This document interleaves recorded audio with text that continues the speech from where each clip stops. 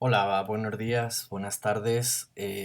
Soy Conrado Arranz y en nombre del Departamento Académico de Lenguas del ITAM les voy a presentar este pequeño video sobre la reseña, que como saben es uno de los géneros discursivos que estudiamos, que trabajamos también en el curso de Seminario de Comunicación Escrita.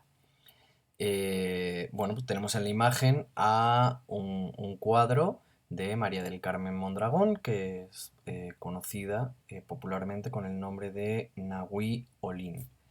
Esto nos lleva a hablar de un libro.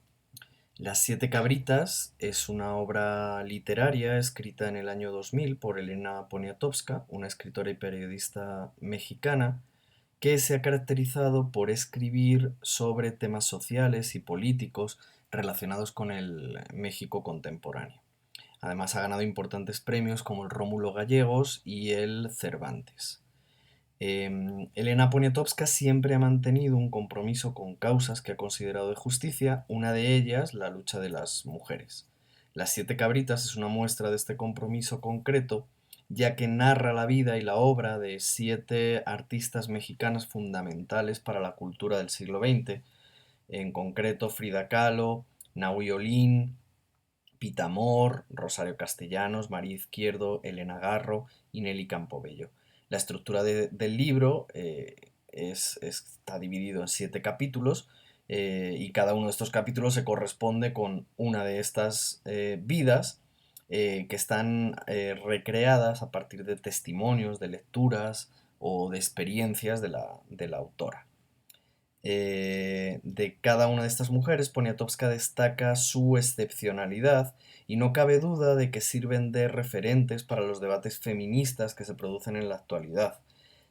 Si acaso echamos algo de menos es una gran ausencia, a nuestro entender, en concreto la de la escritora y mecenas Antonieta Rivas Mercado, una mujer que es esencial para la configuración cultural del siglo XX mexicano. Pero no cabe duda que Las siete cabritas es una lectura muy recomendable para el autor, ¿no?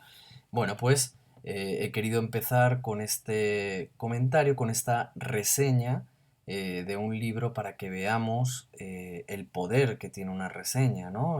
Como vemos, recrearlo en el contexto, describir qué contiene el libro e invitar a su lectura, evaluarlo también, ¿no?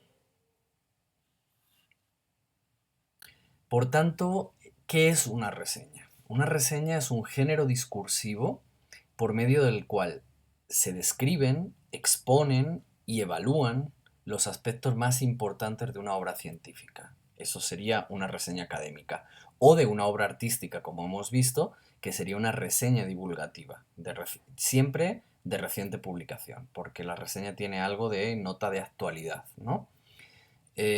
También podemos hacer uso de la reseña en el ámbito profesional y lo vamos a ver en esta presentación. Eso sí, y muy diferente. ¿Qué es reseñar?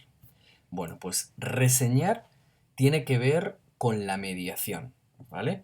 Vamos a ver tres participantes de una reseña, ¿no? Por un lado, el autor de la obra reseñada, ¿vale? En el ejemplo que hemos visto inicialmente, sería Elena Poniatowska, ¿no? Y Las siete cabritas, ese libro. Por otro lado, el reseñista, que somos nosotros, ¿no? Los encargados de leer esa obra, acceder a esa obra y elaborar una reseña. Para que aparezca un tercer factor, un tercer elemento, que sería el lector de nuestra reseña, no el lector de la obra reseñada, ¿vale? El lector que accede a leer nuestra reseña. Bien, tenemos que tener en cuenta tres elementos a la hora de llevar a cabo ese papel de mediación. Por un lado, este que he llamado el buen leer. Un buen reseñista tiene que leer muy bien la obra que va a reseñar. Y para leer, ustedes lo saben bien, pues muchas veces tenemos que hacer una doble lectura y además en esas lecturas tenemos que ir anotando elementos, ideas que subyacen del texto, subrayando las ideas principales que nos comunica cada uno de los párrafos, cada uno de los capítulos. Otro elemento a tener en cuenta es el compromiso con el conocimiento. El reseñista normalmente sabe bastante de lo que está leyendo y se compromete con el conocimiento en la medida que hace ese papel de mediación con el resto que va a leer la reseña. Le va a decir a las personas qué pueden encontrar en la obra, de tal manera que ellos decidan si la leen completa o no la leen. Y un tercer elemento sería la reseña no supone un copia-pega del autor de la obra reseñada o de la obra reseñada. ¿De acuerdo? No consiste en ir eligiendo, seleccionando los fragmentos de la obra reseñada y pegarlos en nuestra reseña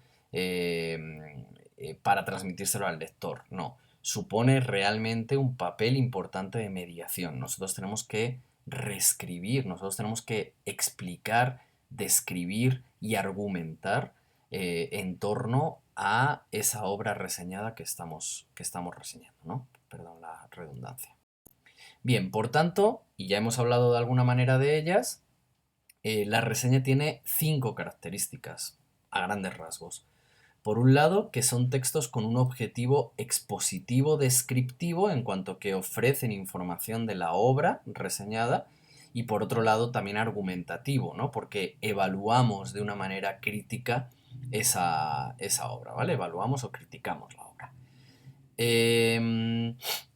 Como segunda característica es que participa un enunciador, que sería el reseñista de la obra, y va hacia un destinatario, que es un lector al que le interesa la obra reseñada, pero que generalmente todavía no la ha leído y quiere saber un poco qué ofrece, ¿no? esa obra que le interesa.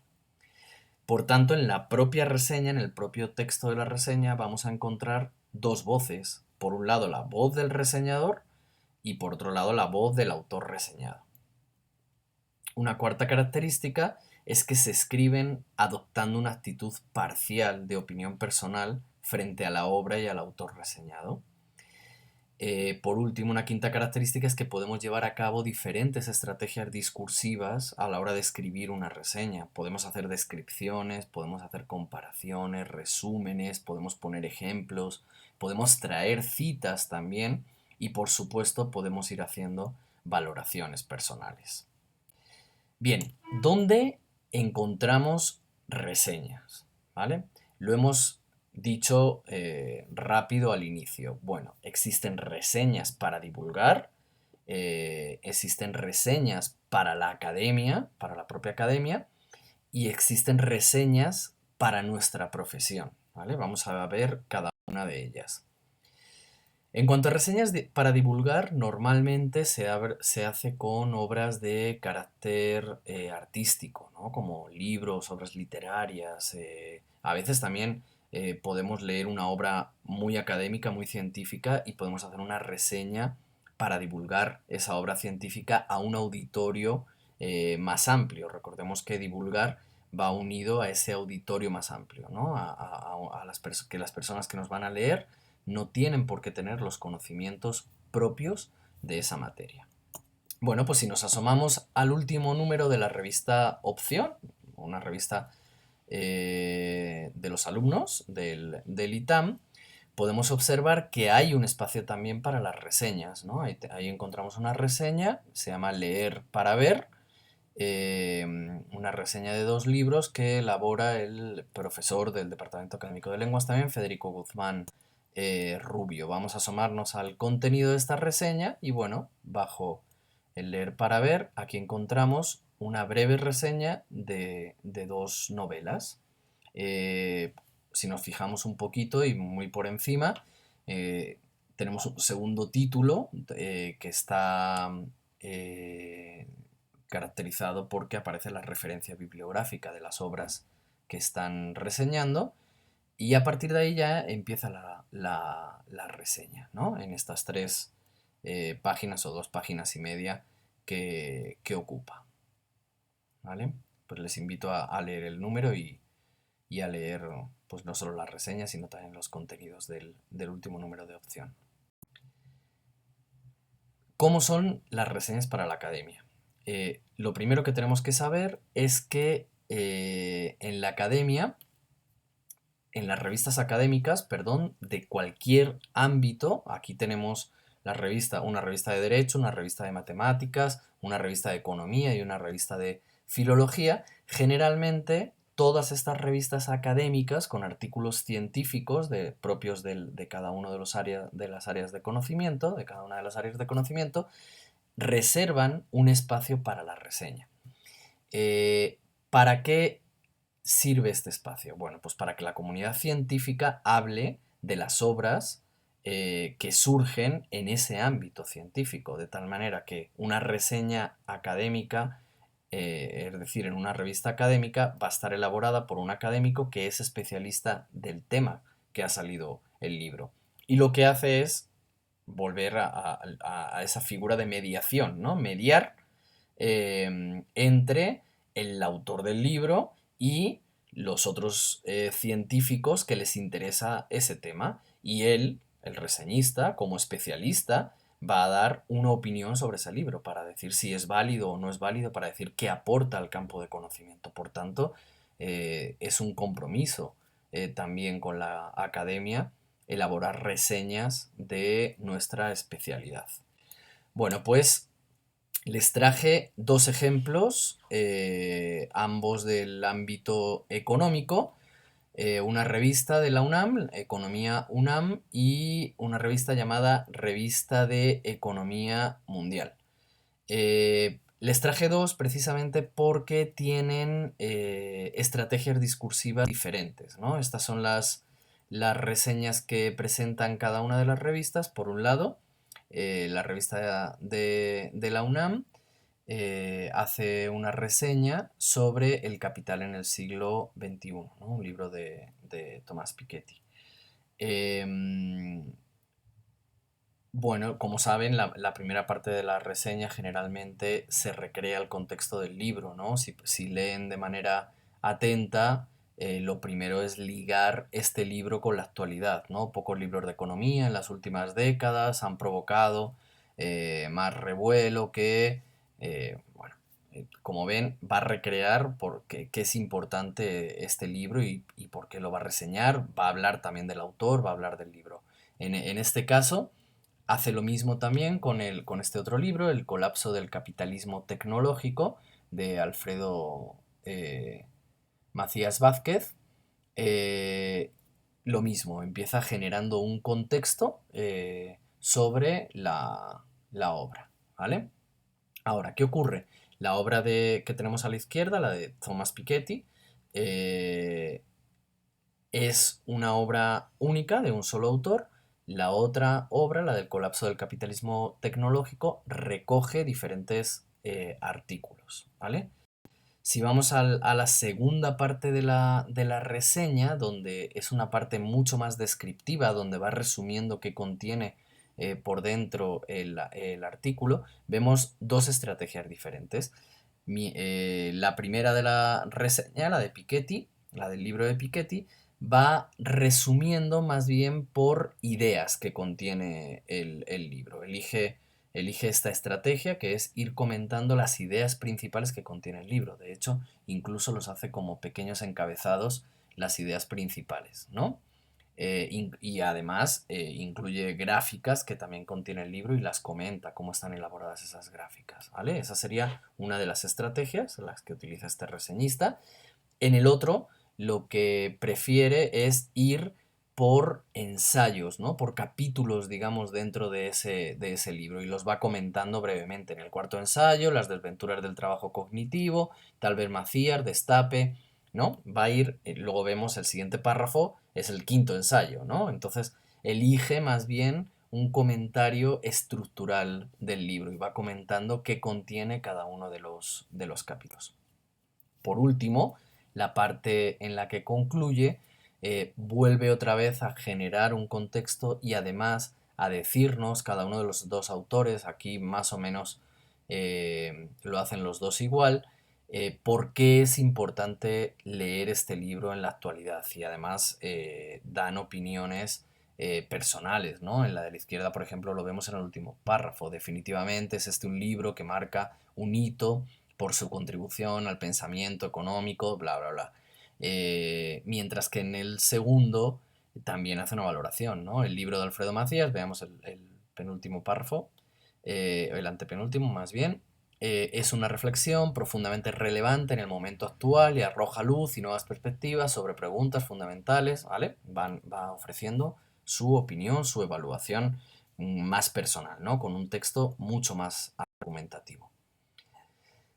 Eso en cuanto a la academia, pero si nos damos cuenta, reseñar también es de una gran utilidad para nuestra profesión. Sea cual sea nuestra profesión, siempre se van a elaborar, por ejemplo, actas de reunión, se van a elaborar informes sobre un tema, se van a elaborar cartas o correos electrónicos entre los departamentos y en esas actas, en esos informes, en esos correos electrónicos, eh, se puede adaptar también una reseña, ¿no? Porque imagínense, hemos tenido una reunión y nuestro jefe nos pide que reseñemos esa reunión. Pues tendremos que seguir los mismos pasos que hemos visto en esta reseña, ¿no? Situar el contexto de esa reunión y quién participó en ella, describir de lo que se habló, los puntos principales, las ideas principales de las que se compuso esa reunión y también hacer una valoración personal, porque nuestro jefe confía en nosotros, ¿no? En nuestros criterios, en nuestras ideas. Es decir, estamos haciendo una función de mediación y estamos utilizando textos expositivos o explicativos, textos descriptivos y textos argumentativos, ¿vale? Algo que tenemos que llevar a cabo también en nuestro trabajo, como digo, sea cual sea nuestro ámbito profesional. Por tanto, y ya para concluir, cómo debe estar organizada una reseña, teniendo en cuenta que no es así estrictamente, sino que cada reseñista va adaptando también un poco la estructura a sus propias ideas, a sus propias evaluaciones, ¿no? Pero a grandes rasgos tiene que haber un título, que a veces ese título es una referencia bibliográfica de la obra reseñada, ¿no? Donde conste todo, autor, título, editorial, fecha y lugar de publicación. eh, Tiene que haber una exposición, descripción y síntesis de la obra reseñada, y aquí podemos hablar de los antecedentes del autor en el área científica, de su especialidad, de las líneas de estudio, de la afiliación institucional, recrear el contexto. Pero algo muy importante a la hora de recrear el contexto, tenemos que decir aspectos del contexto que van a iluminar aspectos de la obra, ¿vale? Es decir, de nada nos sirve, por ejemplo, decir que un autor tiene 3 hijos, por ejemplo, porque no va acorde con la obra reseñada, salvo que su obra sea sobre la maternidad o la paternidad, ¿no? Se me ocurre un ejemplo. Por otro lado, tenemos que desarrollar el contenido temático de la obra, las bases teóricas, la metodología, los objetivos, las hipótesis que plantea, es decir, todo lo que responda a la pregunta ¿qué dice ese libro? ¿Qué dice esa obra? Pero también tenemos que hablar de la organización del texto reseñado, de su estructura, del prólogo, de la introducción, de los capítulos, incluso del estilo que utiliza el autor de esa obra. Es decir, todo lo que responda a la pregunta ¿cómo lo dice? ¿Vale? Y este sería el cuerpo más importante de la reseña, ¿no? Donde utilizamos mucho más texto. Por último, tiene que haber una evaluación de la obra reseñada, ¿no? Una apreciación positiva, que serían las contribuciones, y una apreciación negativa, que serían las carencias del texto que estamos reseñando, sus fortalezas y debilidades, siempre argumentadas, ¿no? Y también evitar esos juicios emocionales, sino que sea más bien texto argumentativo. Y por supuesto podemos hacer sugerencias para la mejora de la obra. Hay veces que esta evaluación de la obra reseñada se va haciendo a la par que vamos exponiendo, describiendo y sintetizándola, ¿vale? Otras veces se reserva la parte final para hacer la evaluación. Por último, tiene que haber una identificación del reseñador, ¿no? Porque la reseña es un texto muy personal, muy subjetivo. Tenemos que comprometernos con ella. Y si acaso no lo hemos hecho en el título poniendo la referencia bibliográfica, también tenemos que poner la referencia completa de la obra reseñada al finalizar nuestro texto. Bueno, pues muchas gracias Espero que les sea de utilidad y que cumpla con el objetivo de recordarles, de refrescar qué es una reseña, dónde, en qué ámbitos podemos emplear una reseña y bueno, darnos cuenta que los textos que hay detrás de una reseña, es decir, el texto expositivo, el texto descriptivo y el texto argumentativo, nos sirven también de manera funcional para nuestro mundo profesional, para nuestro ámbito profesional. Muchísimas gracias.